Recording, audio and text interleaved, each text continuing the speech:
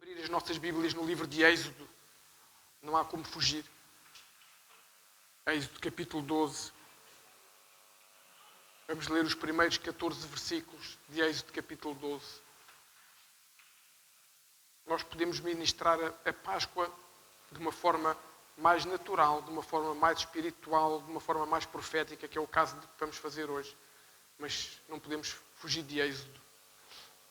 Tudo começou ali. Amém?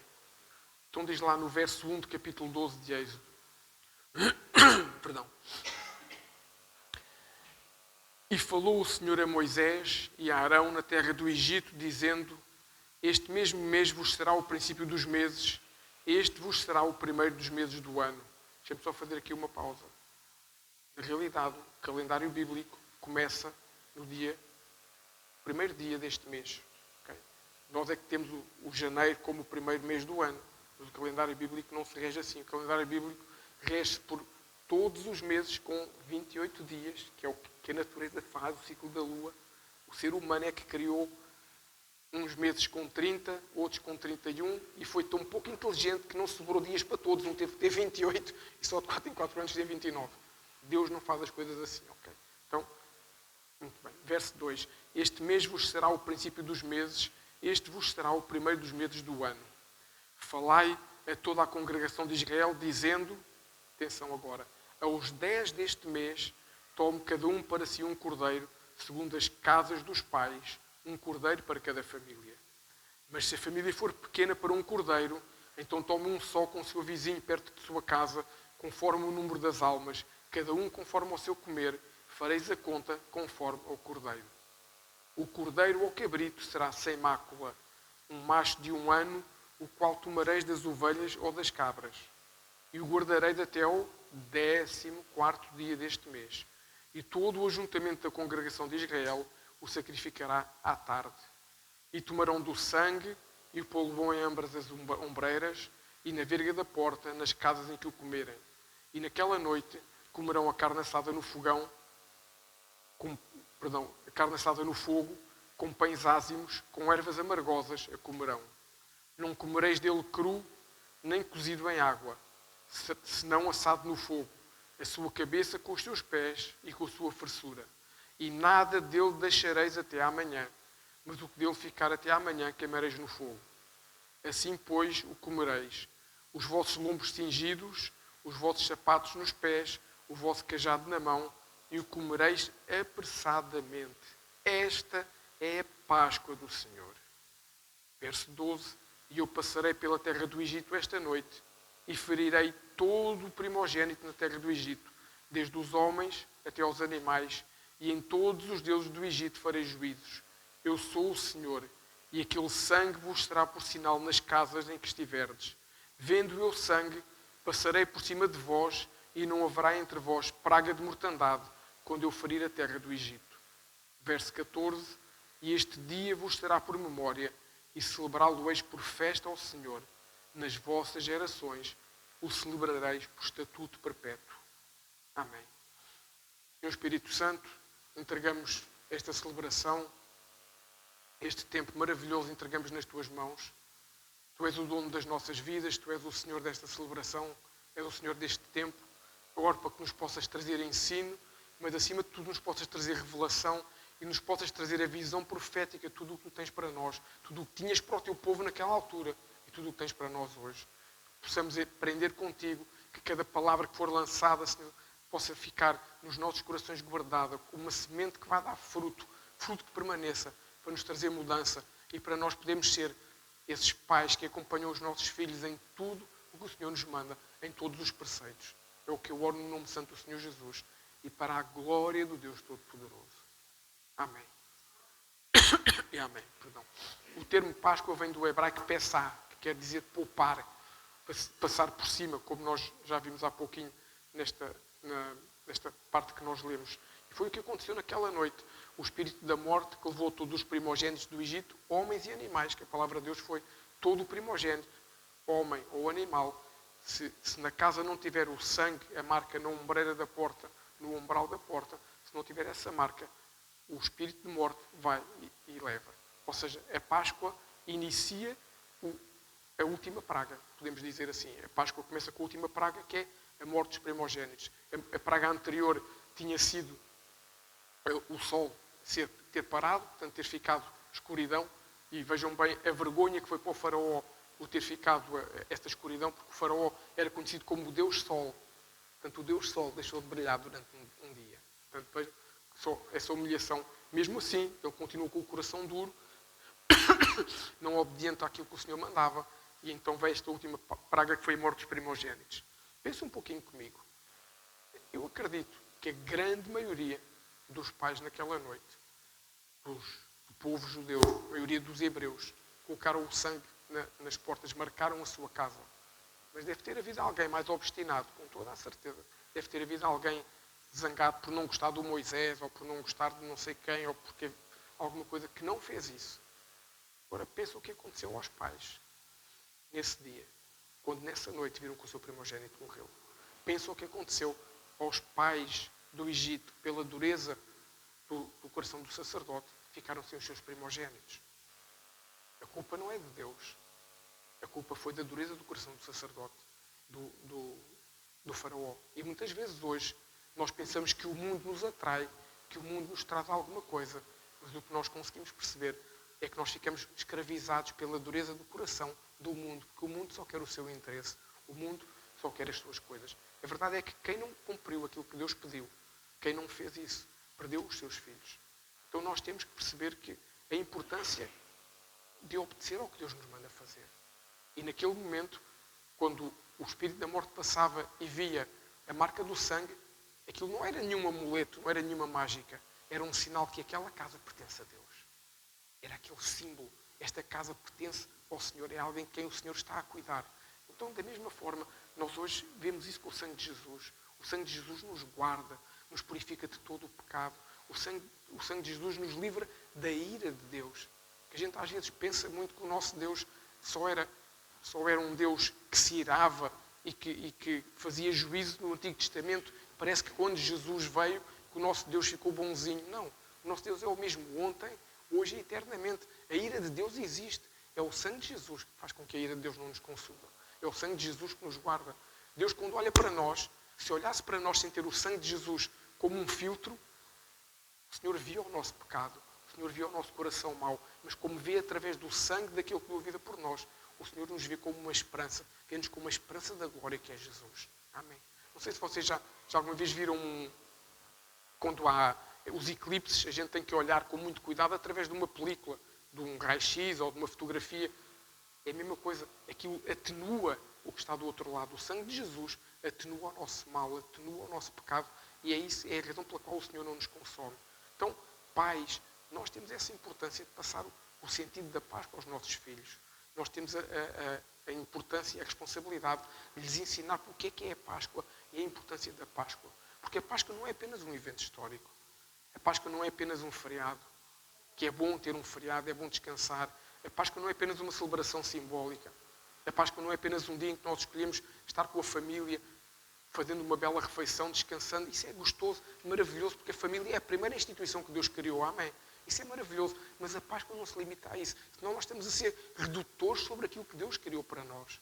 A Páscoa é muito mais do que isso. A Páscoa é a revelação do coração de Deus para cada um de nós como seus filhos. É isso que a Páscoa é. Muitos olham para a cruz e veem sofrimento, muitos olham para a cruz e veem injustiça, mas se nós olharmos para a cruz, se nós entendermos que Jesus é o Filho de Deus, se nós entendermos que o Filho de Deus é a perfeita imagem do Pai, então a cruz deixa apenas de ser um evento, a cruz passa a ser uma revelação. Esta cruz tem que ser uma revelação nas nossas vidas. Não tem que ser algo que a gente tenha medo, não tem que ser algo que a gente tenha temor, não. Tem que ser uma revelação de vida para cada um de nós, porque é o que Jesus nos vem trazer. Jesus não nos vem só purificar. Jesus não nos vem só perdoar os nossos pecados. Jesus não nos vem só dar a esperança da vida eterna. Vem-nos revelar o coração do Pai através do sacrifício da cruz do Calvário. Só quem ama se sacrifica por outros. Só quem ama da forma como Jesus nos ama, da forma como Deus nos ama, é possível subir a uma cruz como esta. Como esta? Não. Ou uma cruz que está exemplificada aqui, para que possa haver diferença em cada um de nós. Então, se Jesus revela ao Pai, e nós, a semana passada, fomos ministrados de forma poderosa sobre a revelação de Deus em Cristo, no Filho. Mas se Jesus revela ao Pai, a cruz revela o coração do Pai.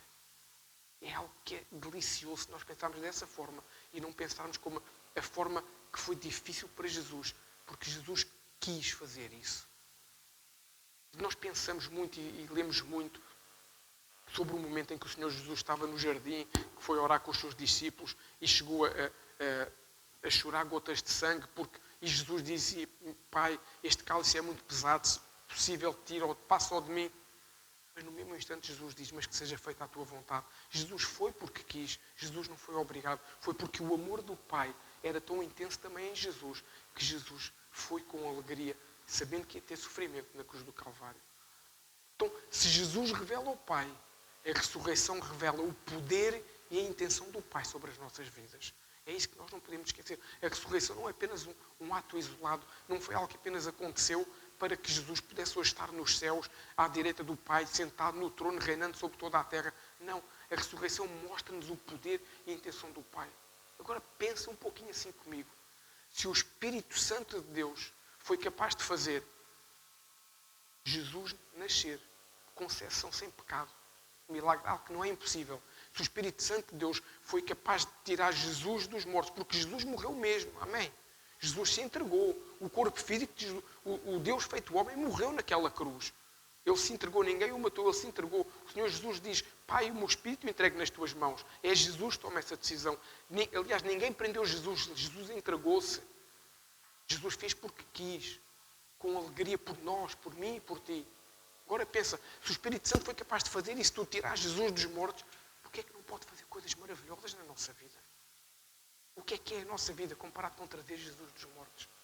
O Espírito Santo de Deus pode curar-nos, pode trazer-nos vida, pode ajudar-nos a mudar, a sermos melhores pessoas. Assim temos nós que deixar isso acontecer. A noite da primeira Páscoa marcou a saída do povo do Egito, como nós lemos aqui em Êxodo. Nesta primeira Páscoa, o Senhor libertou Israel, mas não fez apenas isso. O Senhor começou a mostrar o caminho da salvação para cada um de nós. Começou ali essa mostra. Começou ali quando Ele diz: coloquem o sangue e a seguir comam tudo. Preparem-se. Sapatos calçados, sapatilhas calçadas, lombos cingidos, quer dizer, prontos para começar a caminhada, prontos para a libertação. Aqui começou a libertação. Mas foi também numa Páscoa que Jesus foi traído, que Jesus se entregou, que Jesus foi preso e que Jesus foi morto. É uma coisa que é importante nós percebermos de forma clara. É que o mundo hoje ensina muita coisa estranha. É que a Páscoa não existe porque Jesus foi à cruz. Jesus foi à cruz porque existe Páscoa. São coisas distintas. Jesus subiu à cruz no dia certo, na hora certa, para cumprir o caminho da salvação que Deus estava a preparar para toda a humanidade. Não foi nem um dia antes, nem um dia depois, nem uma hora antes, nem uma hora depois. Independentemente das doutrinas que muita gente fala por aí, independentemente de muitos calendários que Deus fala, muita gente fala por aí, a verdade é que não foi assim. E é muito importante nós percebermos isso. E nós percebermos, como diz lá em João 14:9, que quem vê Jesus, quem vê a mim, vê o Pai. Se nós percebermos isto, se nós pensarmos em Jesus como olhando para Ele e vermos o Pai, nós conseguimos perceber a Páscoa de uma visão profética diferente, uma visão completamente diferente da cruz. E ao nós fazermos isto desta maneira, nós conseguimos olhar para a cruz e vermos Deus salvando a tua vida e a minha vida. Não vemos apenas Jesus ali no sofrimento, vemos a mão poderosa de Deus, a destra de Deus, salvando cada um de nós. Quando nós olhamos para a cruz de uma forma profética, é isso que nós vemos. Quando nós olhamos para a cruz de uma forma profética, nós vemos Deus dizendo: eu te amo, a ti e a mim. Vemos Deus declarando o nosso amor. A cruz revela-nos o amor sacrificial de Deus.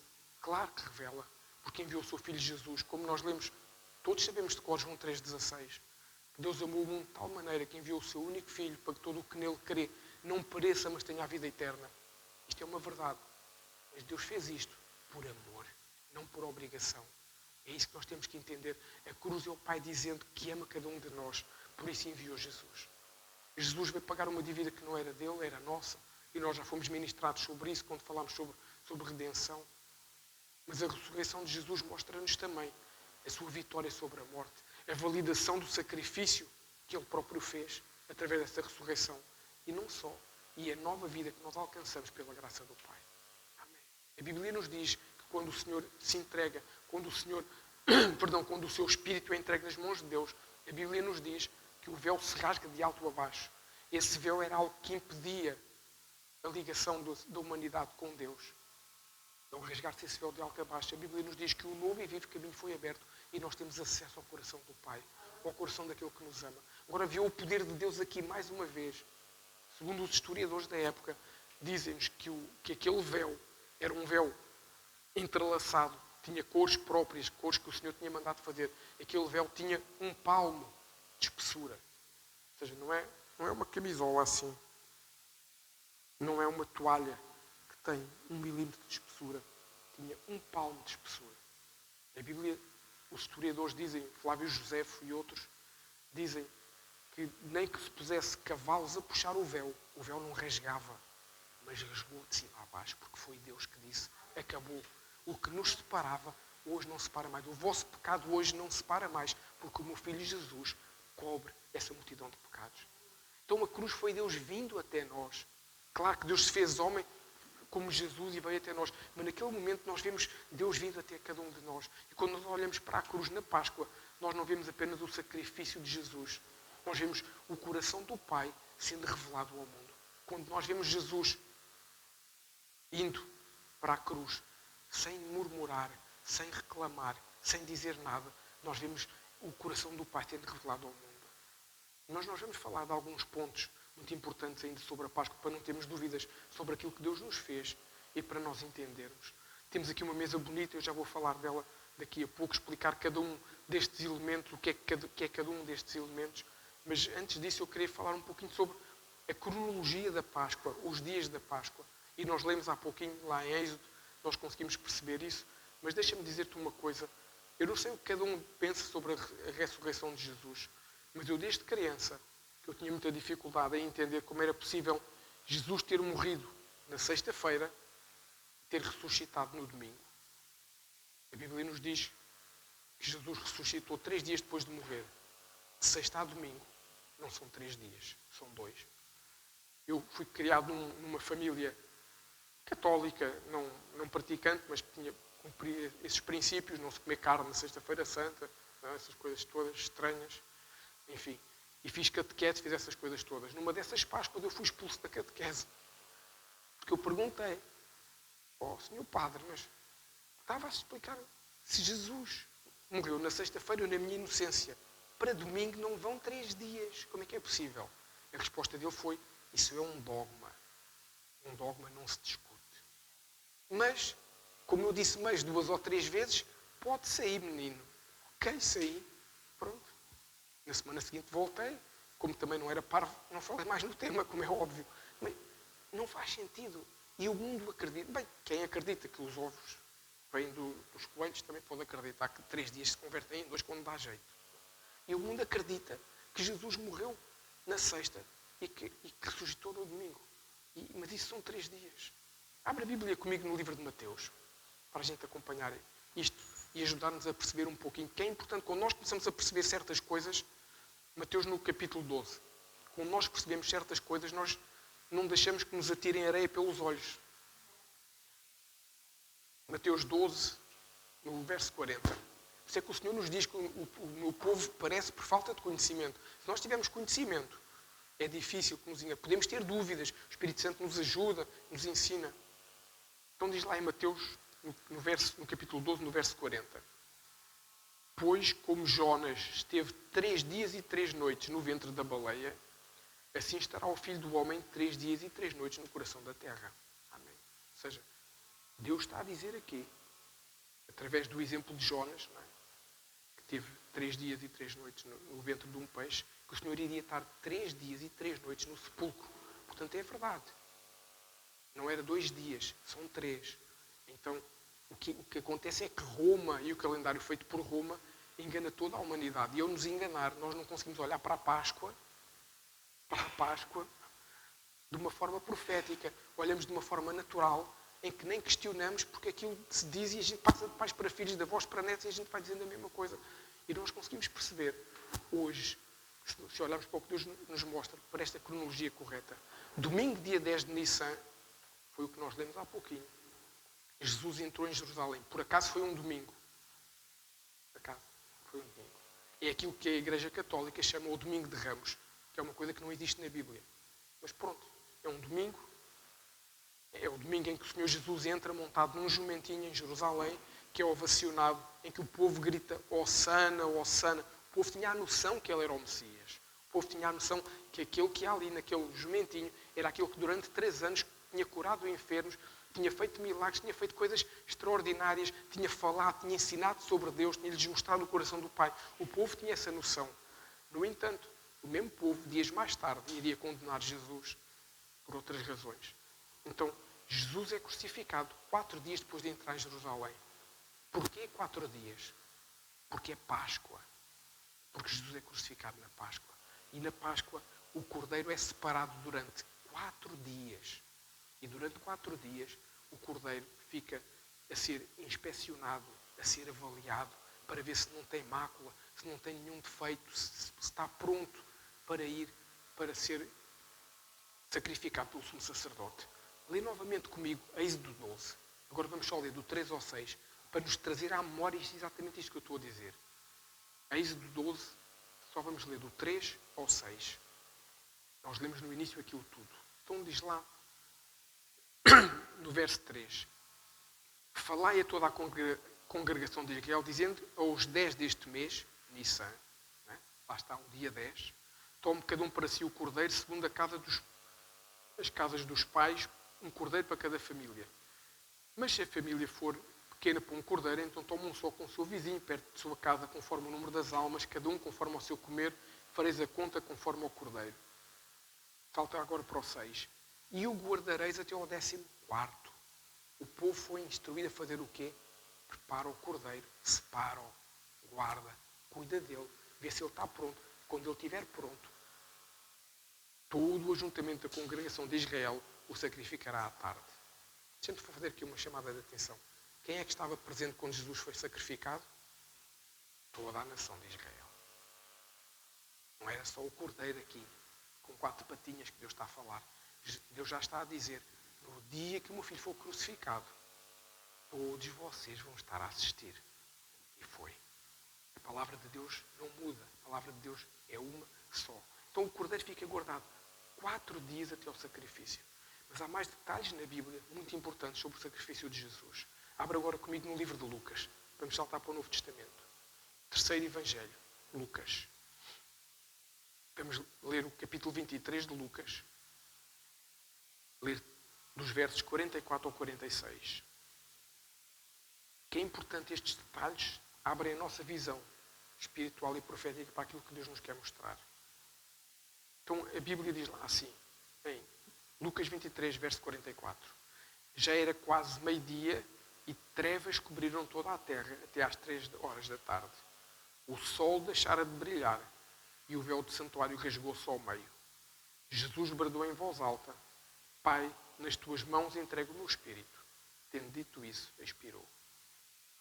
Okay? Amém? 3 horas se fez trevas, desde o meio-dia até às 3 da tarde. Nosso horário. O horário que o povo judeu contava, não contava da mesma forma que nós. Porque o dia começava no final, naquilo que hoje nós chamamos de final do dia, quando a primeira estrela é visível, é quando começa o dia. Então, neste nosso horário, meio-dia, era a 6ª hora e 3 da tarde. Era aquilo que se chama hora nona. Por isso há algumas versões que dizem que Jesus que ficou trevas entre a 6ª hora e a hora nona. Mas, olha, pensando assim, para nós que é mais fácil pegar esta versão, foi entre as 3 e entre o meio-dia e as 3 da tarde. Sabes o que é que estava a acontecer? Deixa-me dizer de outra maneira.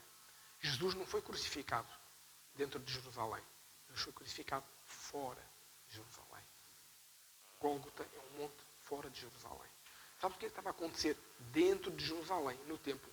Neste exato momento, às 3 horas, ou seja, na hora nona.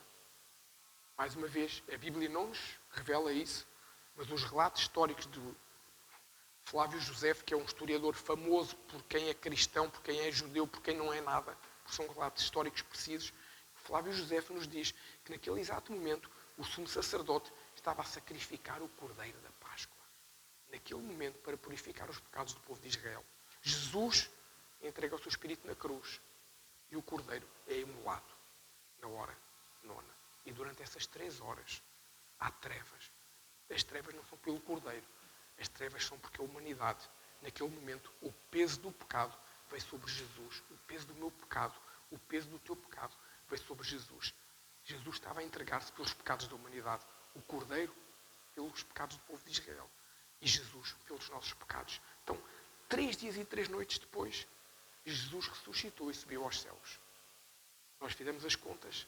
Esta é a cronologia perfeita. Jesus teve 3 dias e 3 noites. E ainda no Shabat. O Shabat começa entre, vamos fazer de uma forma simples, sexta-feira às 8 da noite até sábado às 8 da noite. Vamos fazer assim. Primeira estrela no céu. Até ao final de sábado, desse Shabat, Jesus ressuscitou. Por isso, domingo de manhã, primeiro dia da semana. Primeiro dia da semana não é segunda-feira, é domingo. Deus fez toda a sua criação durante 6 dias. Entre elas, no 6º dia, criou o homem. No 7º dia, Deus descansou no Shabat. Primeiro dia da semana, domingo. No domingo de manhã, as mulheres foram ao sepulcro e viram o túmulo aberto. Um lençol, um pelinho no chão. E não estava lá Jesus. Isso é a maravilha da Páscoa. A ressurreição de Jesus. Então, nós podemos perceber assim com esta cronologia. Podemos entender a precisão de Deus e os detalhes que Deus tem. Não são apenas detalhes naturais, são detalhes proféticos e espirituais. Claro que nós podíamos, se a gente hoje tivesse tempo para fazer mais uma pregação além da Páscoa, nós podíamos falar porque é que Jesus foi crucificado, porque é que foi numa madeira. E se a gente se lembrar, podíamos ir a Moisés, lembro-se daquela passagem de Moisés no deserto, quando ele levanta a serpente para que o povo olhe para a serpente e seja curado das mordidas das cobras. É exatamente a mesma razão. Podíamos explicar isso, podíamos explicar o significado de cada prego, porquê a coroa de espinhos, podíamos explicar porquê. Mas só isso dava uma pregação maior do que a de hoje. Um dia, o Senhor com certeza nos vai trazer essa oportunidade de falar sobre isso. Mas eu agora queria falar então um pouquinho sobre estes elementos que estão na mesa. E é importante percebermos estes elementos que estão aqui na mesa. Nós temos os vários elementos da mesa. Nós temos uma mesa de ceia, mais ou menos, com uma mesa de Seder de Pessah. Nós temos os elementos que o Seder de Pessah tem: o carpaz, o maror, os matzô, o harosset, os 4 cálices. O que é que nós não temos aqui? Não temos o ovo e não temos o osso, porque não apontam para Jesus. E não faz sentido um cristão fazer um Seder com elementos que não apontem para Jesus, que são tradição judaica. Então, nós temos isso junto à ceia e nós vamos falar um pouquinho sobre cada um destes elementos. Temos aqui a água, porque se nós estivéssemos numa celebração de Seder de Pessah, o oficiante teria que lavar as mãos em água. Eu não vou fazer isso hoje porque não é necessário, porque não estou a celebrar o Seder de Pessah. Mas vamos falar um pouquinho sobre esses elementos que aqui estão. Nós temos o carpaz. O carpaz é o quê? Está aqui. O carpaz é uma água amarga. É uma água... Não, água salgada. O amargo é o maror. É uma água salgada com a... Esqueci o nome agora. Como é que se chama isto? Salsa. É água salgada com... A memória nem sempre ajuda. Água salgada com salsa. Depois temos o maror, que é as ervas amargas. Depois temos o harosset, que é algo doce. E tudo tem um significado. Tudo faz parte da tradição judaica porque tem um significado. Mas nós conseguimos, com a revelação do Espírito Santo, trazer essa revelação para nós, percebemos o que é que o Senhor tem a ver com cada um de nós. E temos, claro, algo muito importante, que se chama, que é o pão sem fermento. É o matzá. Um matzá, 3 matzô. O plural de matzá é matzô. Na celebração de Seder de Pessah, o que é que se faz? Tira-se o pão do meio, o matzá do meio, porque o do meio, porque simboliza Pai, Filho, Espírito Santo. Tira-se o pão do meio, corta-se de uma forma desigual. Este coloca-se aqui. E este passou-se a chamar aficomã, quer dizer pão da aflição, que simboliza o quê? Jesus. e é guardado num recipiente, num tecido de linho e no ceder de Pessah. Eu não vou fazer isso aqui, vou colocar aqui. No ceder, ele é escondido para que as crianças possam encontrar, simbolizando Jesus está escondido e que as mulheres foram ao túmulo e Jesus apareceu. Esse é o papel fundamental do matzá. Deixou de ser matzá para ser aficomã, pão de aflição. Porquê? Porque Jesus levou sobre si as nossas dores. Jesus levou sobre si as nossas aflições. Por isso chama-se o pão da aflição e fica guardado. Lembrando que Jesus foi guardado no sepulcro também num tecido de linho. Porquê é que temos o carpaz?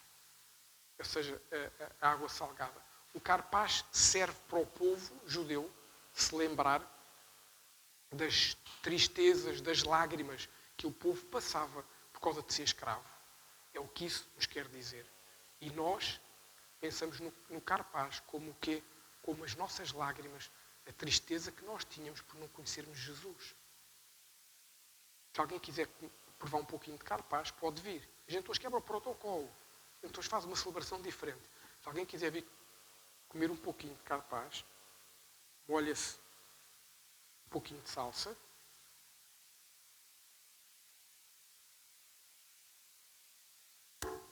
Come-se. É bom. Não façam cerimónia. É bom.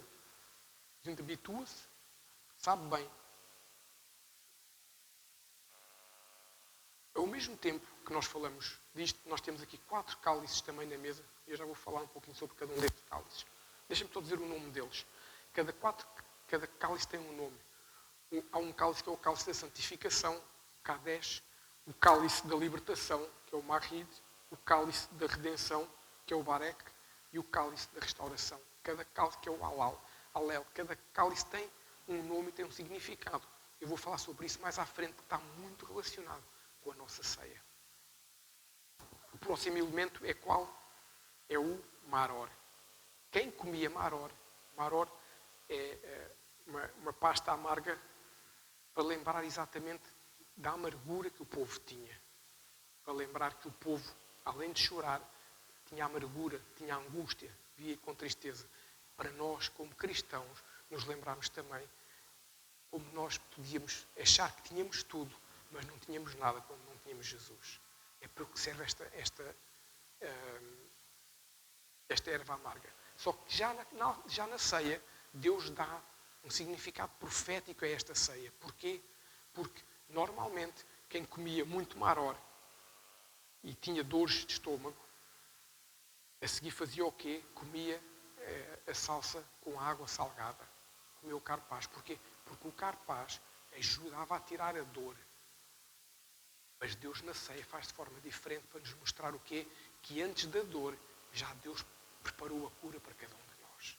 Portanto, na ceia come-se primeiro o carpaz e só depois o maror, para nos lembrar exatamente que Deus cura antes das coisas acontecerem. Eu vou provar um pouquinho de maror, pouco. Eu sou sábio. Vou pegar aqui num pouquinho de matzá e vou colocar uma quantidade muito pequenininha. Eu não sou muito fã de coisas amargas. Quem me conhece sabe isso.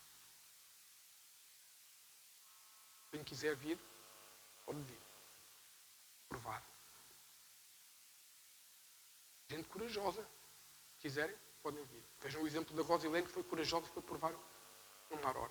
Então, o maror lembra a vida amarga que o povo tinha no Egito. O rarocete é uma mistura de nozes, mel e maçã. Doce, é muito gostoso. O rarocete é para lembrar o povo de quê? Da argamassa que eles tinham para construir os tijolos. Lembram-se que houve uma altura quando o faraó começou a ser confrontado por Moisés. O que é que ele fez? Ele disse, então, tirem os tijolos, eles vão começar a fazer o próprio tijolo. Então, a argamassa que eles tinham que fazer, a forma como eles construíam o tijolo, era exatamente isso. É para nos lembrar o povo da argamassa dos tijolos. Para nós, mais uma vez, é para nos lembrar a vida doce que nós temos com Deus.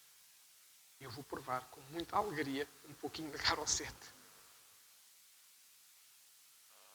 E se houver mais alguém corajoso, aqui não é preciso muita coragem. Este é gostoso. Venha provar um pouquinho do Garocete. É doce. É bom. Eu a seguir vou fazer um desafio ainda maior para todos a seguir. Então, deixem-me falar agora sobre os cálices.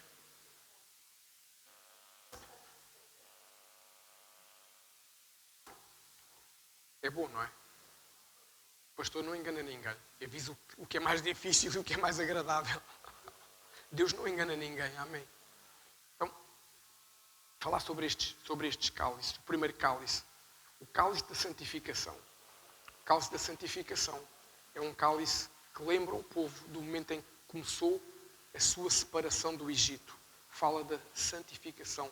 Deixou de estar na escravidão, deixou de estar nas trevas. É o entendimento que nós também temos como cristãos. O cálice da santificação é o momento em que nós decidimos escolher Jesus. Depois temos o segundo cálice, que é o cálice da libertação. O cálice da libertação mostra para o povo exatamente o momento em que o povo saiu do Egito e começou a caminhada para a terra prometida com Moisés. Em que o povo é liberto. O povo foi santificado no seu coração. O povo é liberto. Depois temos o terceiro cálice, que fala da redenção. É o cálice que se toma na segunda parte do Seder de Pessah. Nessa parte dessa celebração, redenção.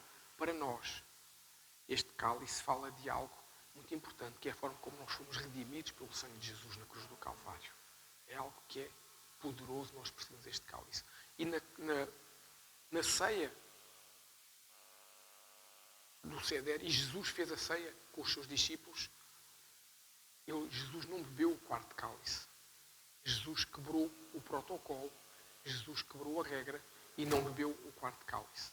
Então, e antes de avançar, eu agora vou sugerir, pedir a cada um, quem tiver essa vontade, quem tiver esse desejo, que faça aquilo que eles faziam no final do Seder, que era fazer como se fosse uma pequena sanduíche, usando cada um destes matzá, que aqui está, em que se mistura tudo. Um pouquinho de carpaz, um pouquinho de carpaz, um pouquinho de maror e um pocão de garocete. Comemos. Assim nós temos a dimensão do tempo em que nós éramos escravos e chorávamos, do tempo em que nós tínhamos dores por viver sem Jesus e da vida doce com Jesus. Amém? Quem quiser vir, provar, fazer uma sandezinha. Jesus subiu àquela cruz por ti e por mim. Jesus, quando subiu àquela cruz, não pensou se a erva amarga era muito amarga, se a água salgada era pouco salgada, se o garocete estava bem feito, estava doce ou não estava. Jesus, quando subiu àquela cruz, não pensou nos 4 cálices, não pensou mais na celebração que fez com os seus discípulos. Jesus, quando subiu àquela cruz, apenas pensou numa coisa: vou dar a minha vida pela vida dos meus irmãos. Vou dar a minha vida pela vida daqueles que hoje não me conhecem. Então Jesus, quando subiu à cruz, já tinha sido agredido, já tinha sido maltratado, já tinha sido cuspido. Não sei se viram o vídeo do Instagram que eu coloquei no grupo da igreja. É pouco, aquilo é pouco para nós percebermos a dor que Jesus sentiu. Como diz naquele vídeo, é verdade, os romanos criaram um nome para aquela dor. A dor que Jesus sentiu na cruz, eles criaram um nome que é uma dor excruciante, que é uma coisa, não é possível sequer quantificar de outra forma. A própria medicina não consegue quantificar. Então criaram um termo novo para explicar aquela dor. Jesus foi humilhado quando lhe colocaram a coroa de espinhos.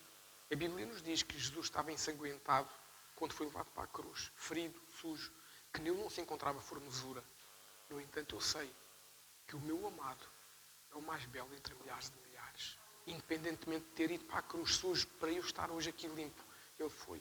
Jesus estava sem roupas, completamente exposto. Imagina tu, num lugar público, já sem falar na dor, mas só por estar sem roupa, humilhado perante toda a gente. Então, para a cultura judaica, que o decoro é algo fundamental. A forma como Jesus foi colocado ali. Pensa um pouquinho assim comigo. Se fosses tu naquela situação, eu penso se fosse eu, como é que eu estaria naquela situação, com aquelas dores insuportáveis? Como é que nós reagiríamos? Como é que nós pensaríamos? O que é que nós falávamos? Jesus teve uma reação que foi perdoar um dos ladrões que estava ao lado dele. Jesus teve uma reação que foi dizer: ainda hoje estarás comigo no paraíso. Porquê? Porque ele reconheceu que ele era o Mestre, que ele era o Messias. A reação de Jesus para contigo e para comigo foi: Pai, perdoa-lhes o que eles estão a fazer, porque eles não têm ideia do que estão a fazer. O povo não tinha ideia da forma como estava a ser manipulado pelas trevas para levar Jesus para a cruz do Calvário. Jesus, sabendo isso tudo, com dores mesmo assim, diz: perdoa-lhes, Pai, que eles não sabem o que fazem. Então o exemplo de Jesus na Páscoa, e não só, é um bom exemplo para todos nós, para pensarmos, para ponderarmos. Quando parece que estamos perante uma situação que é difícil de aguentar, quando achamos que não é possível perdoar, ai não, o que me fez foi tão grave, foi muito grave o que aquela pessoa me fez. E subir à cruz. Subir à cruz é que foi difícil. Perdoar não é difícil. Difícil foi subir na cruz do Calvário. A Páscoa representa Jesus a dar a vida por cada um de nós. Mas representa muito mais do que somente vida eterna. Ensina-nos que nós podemos ser lavados, remidos, purificados pelo sangue do Cordeiro. O sangue que pingou daquela cruz. O sangue que pingou quando vem, no final, um soldado e espeta o lado do Senhor Jesus e chega ao coração essa lança e de um lado sai água e do outro lado sai sangue, para mostrar que o físico naquele momento já não existe. O que existe é o Espírito maravilhoso de Jesus já reinando. Quando nós percebemos isso, nós percebemos que a Páscoa não é apenas aquilo que nós falámos aqui de Êxodo, que é interessante, que é importante. Quando nós pensamos nisto, nós olhamos que a Páscoa realmente é o que o Senhor Jesus fez por nós na cruz do Calvário. Tudo começou em Êxodo, porque o Novo e o Antigo Testamento se interligam. Porque é importante nós falarmos do Antigo para percebermos o Novo. Se nós não vivermos o Antigo, nós não vamos conseguir entender o Novo. O Novo vai-nos parecer uma coisa sem sentido. E lá está. E se não soubermos os detalhes do Antigo, muitas vezes somos enganados por coisas que nos contam do Novo, que não são exatamente corretas. Mas quando nós olhamos para a cruz, nós hoje percebemos que nós estamos a celebrar a salvação que o Senhor teve para cada um de nós. Devido ao imenso amor que o Pai teve por nós, que o Pai tem por nós, nós fomos salvos. Então nós hoje exultamos de alegria porque o Senhor tomou o cálice que era nosso, o cálice da escravidão, o cálice do pecado, o cálice da servidão, e hoje nós somos livres da escravidão. E porque hoje é Páscoa, nós podemos dizer que hoje é dia de vitória na cruz do Calvário. Não é dia de morte, não é dia de sofrimento, não é dia de dor, é dia de vitória. Jesus sofreu essa dor para nós termos vitória, para nós termos vida.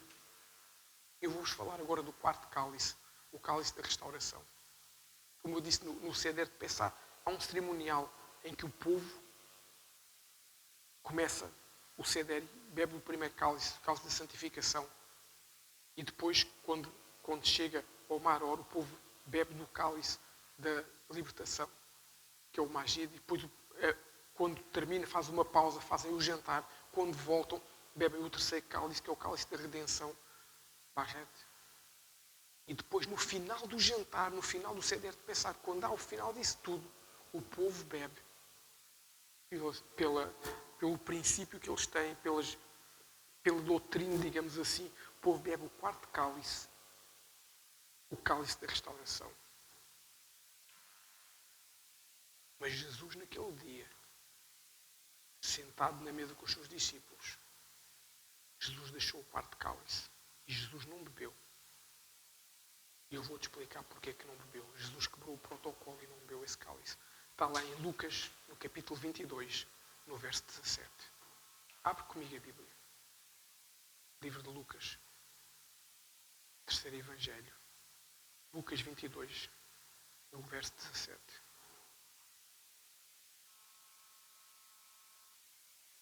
Já estamos todos lá?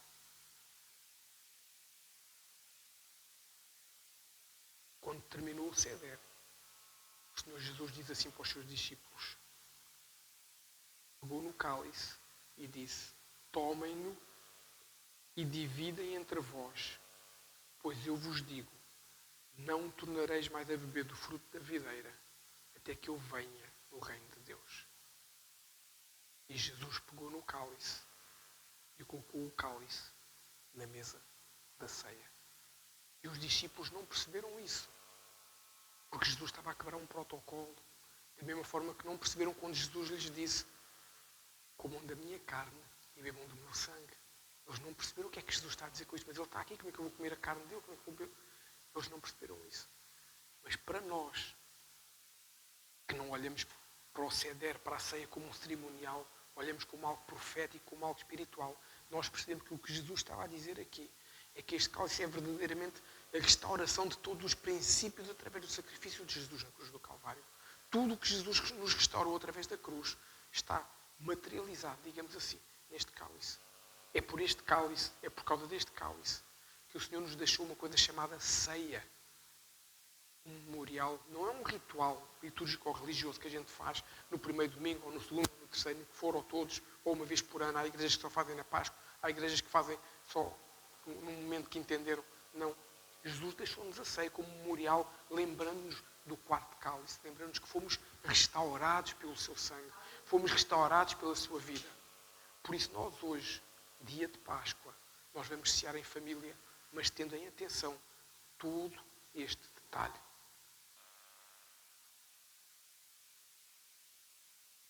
Tranquilo.